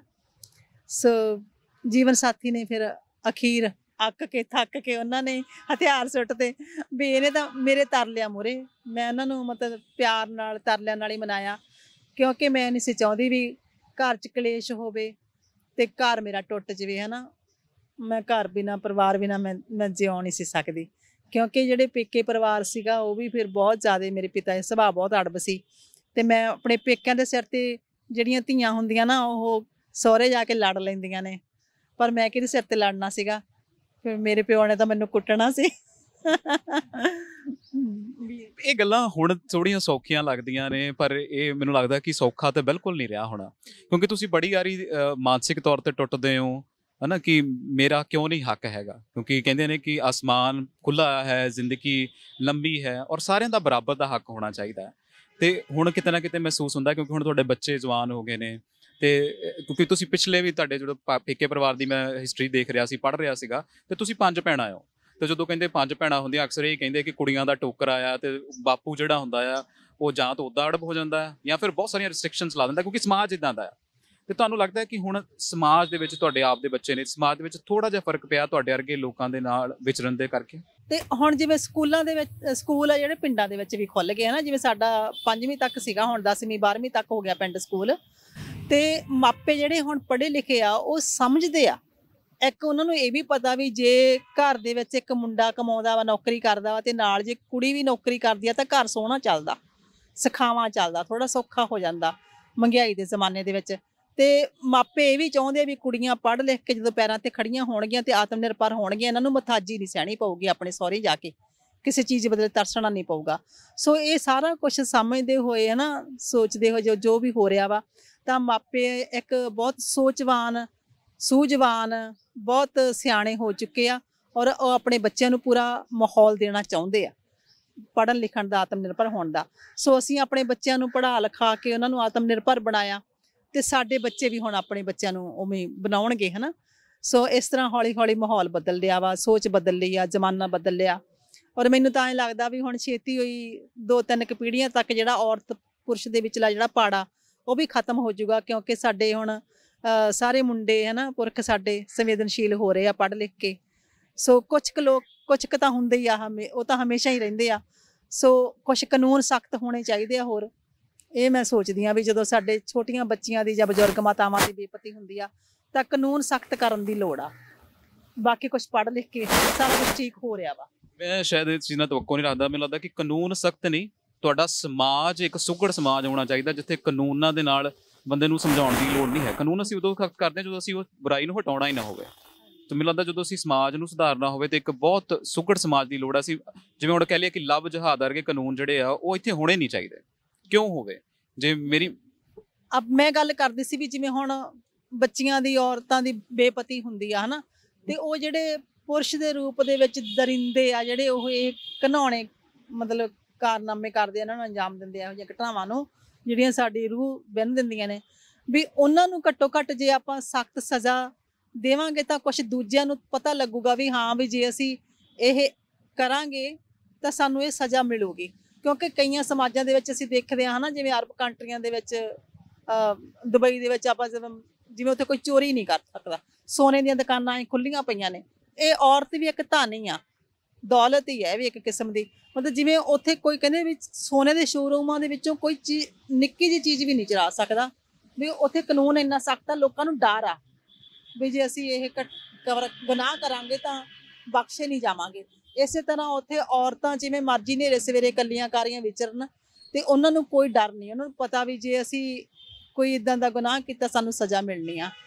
ਸੋ ਇਹੋ ਜਿਹੇ ਵੀ ਕਾਨੂੰਨ ਦੇ ਨਾਲ ਵੀ ਸਹਾਇਤਾ ਤਾਂ ਮਿਲਦੀ ਆ ਆਪਾਂ ਨੂੰ ਸਮਾਜ ਸੁਧਾਰਨ ਦੀ। ਅੱਛਾ, ਦੂਸਰੇ ਬੰਨੇ ਹਾਥਰਸ ਵਰਗੀਆਂ ਘਟਨਾਵਾਂ ਹੁੰਦੀਆਂ ਨੇ, ਲਵ ਜਿਹਾਦ ਆ ਜਾਂਦਾ ਆ ਕਿ ਲੜਕੀ ਜਿਹੜੀ ਹੈ ਉਹ ਧਰਮ ਬਤਲਾ ਕੇ ਕਿਤੇ ਵਿਆਹ ਨਹੀਂ ਕਰ ਸਕਦੀ। ਹੁਣ ਕਿਤੇ ਨਾ ਕਿਤੇ ਇੱਦਾਂ ਲੱਗਦਾ ਕਿ ਸਮਾਜ ਦੇ ਵਿੱਚ ਕੋਈ ਖੁੱਲ੍ਹ ਕੇ ਸਾਹ ਵੀ ਨਹੀਂ ਲੈ ਸਕਦਾ, ਕਿਉਂਕਿ ਜਦੋਂ ਦੀ ਮੋਦੀ ਸਰਕਾਰ ਆਈ ਹੈ ਇਹ ਸਭ ਕੁਝ ਹੋ ਰਿਹਾ ਹੈ। ਤੁਸੀਂ ਇਸ ਸਰਕਾਰ ਬਾਰੇ ਕੀ ਕਹਿਣਾ ਚਾਹੋਗੇ? ਬਸ ਮੈਂ ਸਰਕਾਰ ਨੂੰ ਤਾਂ ਇਹੀ ਕਹਿਣਾ ਚਾਹੁੰਦੀ ਆ ਵੀ ਜਿਹੜੀ ਸਰਕਾਰ ਹੁੰਦੀ ਆ ਨਾ, ਲੋਕਾਂ ਦੀ ਸਰਕਾਰ ਹੁੰਦੀ ਆ, ਲੋਕ ਉਹਨੂੰ ਚੁਣ ਕੇ ਭੇਜਦੇ ਆ, ਤੇ ਉਹਨੂੰ ਲੋਕਾਂ ਦਾ ਦੁੱਖ ਸੁੱਖ ਸਮਝਣਾ ਚਾਹੀਦਾ। ਕਿਉਂਕਿ ਹੁਣ ਅੱਗੇ ਰਾਜੇ ਨੂੰ ਨਾ ਮਾਂ ਪਿਓ ਸਮਝਦੇ ਸੀਗੇ, ਜਨਤਾ ਜਿਹੜੀ ਪ੍ਰਜਾ ਹੁੰਦੀ ਉਹ ਬੱਚੇ ਸਮਾਨ ਹੁੰਦੀ ਸੀਗੀ, ਤੇ ਰਾਜਾ ਜਿਹੜਾ ਮਾਂ ਪਿਓ ਸਮਾਨ ਹੁੰਦਾ ਸੀਗਾ, ਤੇ ਉਹ ਆਪਣੇ ਪ੍ਰਜਾ ਨੂੰ ਉਹਨਾਂ ਦੇ ਦੁੱਖ ਸੁੱਖ ਦੇਖਦਾ ਸੀਗਾ, ਹਰ ਹੀਲਾ ਵਰਤਦਾ ਸੀਗਾ ਵੀ ਮੇਰੀ ਜਿਹੜੀ ਪ੍ਰਜਾ ਖੁਸ਼ ਰਵੇ।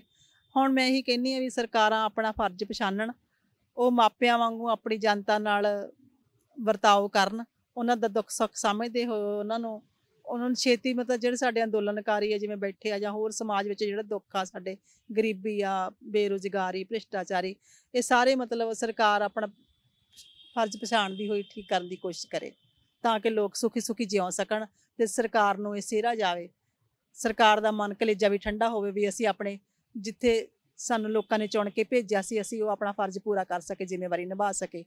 ਸੋ ਇਸ ਤਰ੍ਹਾਂ ਉਹ ਵੀ ਸਾਡੇ ਜਿਵੇਂ ਕਹਿੰਦੇ ਆ ਵੀ ਸਰਕਾਰ ਸਾਡੀ ਹੁਣ ਕਹਿੰਦੀ ਆ ਵੀ ਅਸੀਂ ਵਿਸ਼ਵ ਗੁਰੂ ਬਣਨਾ ਵਾ, ਤੇ ਉਹ ਵਿਸ਼ਵ ਗੁਰੂ ਬਣ ਸਕਦੇ ਆ ਹਨਾ, ਜੇ ਹੁਣ ਦੁਨੀਆ ਆਪਣੀ ਜਨਤਾ ਦੇ ਦੁੱਖ ਦੂਰ ਕਰਨ ਤਾਂ। ਮੈਨੂੰ ਲੱਗਦਾ ਵਿਸ਼ਵ ਗੁਰੂ ਬਣਨ ਦਾ ਕੋਈ ਰਸਤਾ ਹੋ ਰਿਹਾ ਉਹਨਾਂ ਦਾ ਸ਼ਾਇਦ। ਅੱਛਾ, ਜਦੋਂ ਆਪਾਂ ਗੱਲ ਕਰਦੇ ਹਾਂ ਸੁਖਵਿੰਦਰ ਅੰਮ੍ਰਿਤ ਹੁਣੀ ਬਹੁਤ ਸੋਹਣਾ ਲਿਖਦੇ ਨੇ, ਤੇ ਕਿੰਨਾ ਕੁ ਪੜ੍ਹਨਾ ਪੈਂਦਾ ਹੈ ਇਹ ਸਭ ਕੁਝ ਲਿਖਣ ਦੇ ਲਈ? ਕਿੰਨਾ ਕੁ ਜਿਹੜਾ ਲਿਟਰੇਚਰ ਹੈ, ਸਾਹਿਤ ਹੈ, ਉਹਦੇ ਨਾਲ ਦੋਸਤੀ ਪਾਉਣੀ ਪੈਂਦੀ ਹੈ? ਪਹਿਲਾਂ ਤਾਂ ਜ਼ਿੰਦਗੀ ਤੁਹਾਨੂੰ ਪੜ੍ਹਾ ਦਿੰਦੀ ਆ ਨਾ, ਜਿਹੋ ਜਿਹੀ ਤੁਹਾਨੂੰ ਜ਼ਿੰਦਗੀ ਮਿਲਦੀ ਆ, ਤੁਹਾਡੇ ਜੋ ਦੁੱਖ ਸੁੱਖ, ਤੁਹਾਡੇ ਅਨੁਭਵ ਤਜਰਬੇ, ਉਹ ਤੁਹਾਨੂੰ ਪੜ੍ਹਾ ਦਿੰਦੇ ਆ ਬਹੁਤ। ਉਹ ਤੁਹਾਨੂੰ ਤੁਹਾਡੇ ਅੰਦਰ ਬਹੁਤ ਕੁਝ ਉਹ ਬੀਜ ਦਿੰਦੇ ਆ। ਫਿਰ ਤੁਸੀਂ ਜਦੋਂ ਚੰਗੀਆਂ ਕਿਤਾਬਾਂ ਪੜ੍ਹਦੇ ਆ, ਚੰਗੇ ਲੋਕਾਂ ਦੇ ਵਿੱਚ ਬੈਠਦੇ ਉੱਠਦੇ ਆ, ਗੱਲਾਂ ਸੁਣਦੇ ਆ, ਚੰਗੇ ਸੰਸਥਾਵਾਂ ਨਾਲ ਜੁੜਦੇ ਆ, ਤਾਂ ਉੱਥੋਂ ਤੁਹਾਨੂੰ ਬਹੁਤ ਕੁਝ ਸਿੱਖਣ ਨੂੰ ਮਿਲਦਾ। ਤੇ ਸਾਹਿਤ ਤਾਂ ਸਾਡਾ ਇੰਨਾ ਅਮੀਰ ਆ, ਇੰਨੇ ਸਾਡੇ ਕੋਲੇ ਗ੍ਰੰਥ ਨੇ, ਇੰਨਾ ਸਾਡਾ ਵਿਰਸਾ ਅਮੀਰ ਆ, ਹਨਾ।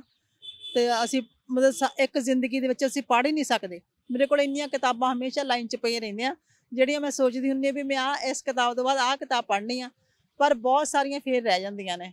ਤੇ ਜਦੋਂ ਆਪਾਂ ਚੰਗੀਆਂ ਕਿਤਾਬਾਂ ਪੜ੍ਹਦੇ ਹਾਂ, ਦੇਖੋ ਜਿਹੜਾ ਲੇਖਕ ਹੁੰਦਾ ਇੱਕ ਕਿਤਾਬ ਲਿਖਦਾ, ਉਹ ਕਿੰਨਾ ਮਤਲਬ ਉਹਨੂੰ ਸੋਚ ਕੇ, ਹਨਾ, ਹੰਢਾ ਕੇ, ਮਹਿਸੂਸ ਕਰਕੇ ਇੱਕ ਸਤਰ ਲਿਖਦਾ।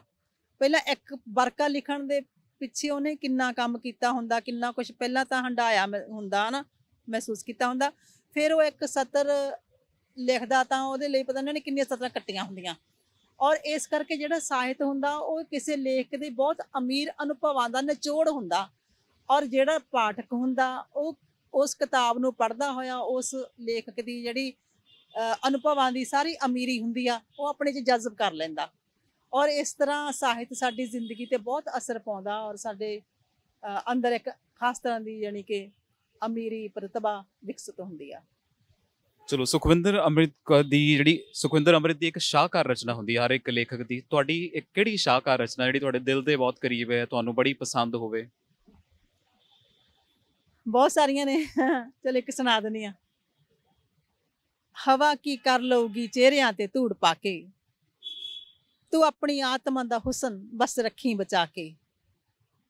ਮੈਂ ਫਿਰ ਤਰਤੀਬ ਵਿੱਚ ਰੱਖੇ ਨੇ ਟੁਕੜੇ ਜ਼ਿੰਦਗੀ ਦੇ, ਹਵਾ ਨੇ ਫੇਰ ਮੈਨੂੰ ਵੇਖਿਆ ਹੈ ਮੁਸਕਰਾ ਕੇ। ਤੁਸੀਂ ਵੀ ਉਸ ਦੀਆਂ ਗੱਲਾਂ 'ਚ ਆ ਗਏ, ਹੱਦ ਹੋ ਗਈ, ਉਹ ਜੰਗਲ ਫੂਕ ਦਿੰਦਾ ਹੈ ਅਗਰਬੱਤੀ ਜਲਾ ਕੇ।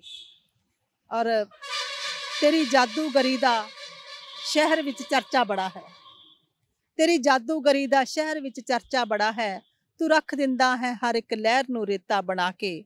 ਤੂੰ ਆਪਣੀ ਪਿਆਸ ਦੇ ਟੁਕੜੇ ਹੀ ਕਿਉਂ ਨਹੀਂ ਜੋੜ ਲੈਂਦਾ, ਤੂੰ ਆਪਣੀ ਪਿਆਸ ਦੇ ਟੁਕੜੇ ਹੀ ਕਿਉਂ ਨਹੀਂ ਜੋੜ ਲੈਂਦਾ। ਕਿ ਮੁੜ ਮੁੜ ਵੇਖਦਾ ਹੈ ਪਾਣੀਆਂ ਵਿੱਚ ਲੀਕ ਪਾ ਕੇ। ਬਖੇੜਾ ਪਾਣੀਆਂ ਦੀ ਵੰਡ ਦਾ ਮੁੱਕਿਆ ਨਹੀਂ ਸੀ, ਬਖੇੜਾ ਪਾਣੀਆਂ ਦੀ ਵੰਡ ਦਾ ਮੁੱਕਿਆ ਨਹੀਂ ਸੀ, ਤੇ ਹੁਣ ਉਹ ਬਹਿ ਗਏ ਆਪਣੇ ਲਹੂ ਵਿੱਚ ਲੀਕ ਪਾ ਕੇ। ਔਰ ਉਹਦੇ ਬੋਲਾਂ ਦੀਆਂ ਜ਼ੰਜੀਰੀਆਂ ਜੇ ਤੋੜ ਦੇਵਾਂ, ਉਹਦੇ ਬੋਲਾਂ ਦੀਆਂ ਜ਼ੰਜੀਰੀਆਂ ਜੇ ਤੋੜ ਦੇਵਾਂ, ਉਹ ਮੈਨੂੰ ਪਕੜ ਲੈਂਦਾ ਹੈ ਨਜ਼ਰ ਦਾ ਜਾਲ ਪਾ ਕੇ। ਹਵਾ ਕੀ ਕਰ ਲਊਗੀ ਚਿਹਰਿਆਂ ਤੇ ਧੂੜ ਪਾ ਕੇ, ਤੂੰ ਆਪਣੀ ਆਤਮਾ ਦਾ ਹੁਸਨ ਬਸ ਰੱਖੀ ਬਚਾ ਕੇ। ਬਹੁਤ ਖੂਬਸੂਰਤ ਹੈ। ਮੈਂ ਤਾਂ ਵੈਸੇ ਹੀ ਬਹੁਤ ਮੁਰੀਦ ਹਾਂ ਤੁਹਾਡੀ ਲਿਖਤ ਦਾ। ਬਹੁਤ ਸੋਹਣਾ ਲਿਖਦੇ ਹੋ ਤੁਸੀਂ, ਔਰ ਇੱਦਾਂ ਲੱਗਦਾ ਹੈ ਕਿ ਅਜਿਹਾ ਲਿਖਦੇ ਹੋ ਜਿਹਦੇ ਵਿੱਚ ਕੋਈ ਹੇਰ ਫੇਰ ਨਹੀਂ ਹੈ, ਉਵੇਂ ਹੈ ਜਿਵੇਂ ਸਮਾਜ ਦੇ ਵਿੱਚ ਵਿਚਰ ਰਿਹਾ ਹੈ। ਸੁਖਵਿੰਦਰ ਅੰਮ੍ਰਿਤ ਜੀ, ਤੁਸੀਂ ਸਾਡੇ ਨਾਲ ਗੱਲਬਾਤ ਕੀਤੀ, ਬਹੁਤ ਧੰਨਵਾਦ। ਮਿਹਰਬਾਨੀ ਜੀ। ਇਹ ਸੀ ਸੁਖਵਿੰਦਰ ਅੰਮ੍ਰਿਤ ਜੀ, ਜਿਹੜੇ ਕਹਿੰਦੇ ਨੇ ਕਿ ਜਦੋਂ ਬਾਗੀ ਬਣਨਾ ਹੁੰਦਾ ਹੈ ਤਾਂ ਫਿਰ ਕਈ ਵਾਰ ਜਾਨ ਵੀ ਵਾਰਨੀ ਪੈਂਦੀ ਹੈ। ਜਦੋਂ ਹੱਕ ਲਈ ਲੜਨਾ ਹੋਵੇ ਤਾਂ ਫਿਰ ਪਰਵਾਹ ਨਹੀਂ ਕਰਨੀ ਕਿ ਕੌਣ ਕੀ ਸੋਚਦਾ ਹੈ। ਕੈਮਰਾਮੈਨ ਅਰਵਿੰਦਰ ਦੇ ਨਾਲ ਮੈਂ ਜਤਿੰਦਰ ਸਿੰਘ ਖਹਿਰਾ, ਟੀਵੀ ਪੰਜਾਬ ਦੇ ਲਈ। ਸਤਿ ਸ਼੍ਰੀ ਅਕਾਲ ਜੀ, ਮੈਂ ਨਿਰਮਲ ਮਾਨ ਪੂਰਾ ਟੈਕਸਟਾਈਲ ਤੋਂ। ਇਹ ਤੁਸੀਂ ਵੀਡੀਓ ਦੇਖ ਰਹੇ ਸੀ ਟੀਵੀ ਪੰਜਾਬ ਦੇ ਉੱਤੇ। ਇਹੋ ਜਿਹੇ ਹੋਰ ਜਾਣਕਾਰੀ ਭਰਪੂਰ ਵੀਡੀਓ ਦੇਖਣ ਵਾਸਤੇ ਟੀਵੀ ਪੰਜਾਬ ਦੇ ਚੈਨਲ ਨੂੰ ਸਬਸਕ੍ਰਾਈਬ ਕਰੋ ਤੇ ਨਾਲ ਹੇਠ ਦਿੱਤੇ ਹੋਏ ਬੈਲ ਆਈਕਨ ਦੇ ਬਟਨ ਦਬਾਓ। ਸਤਿ ਸ਼੍ਰੀ ਅਕਾਲ।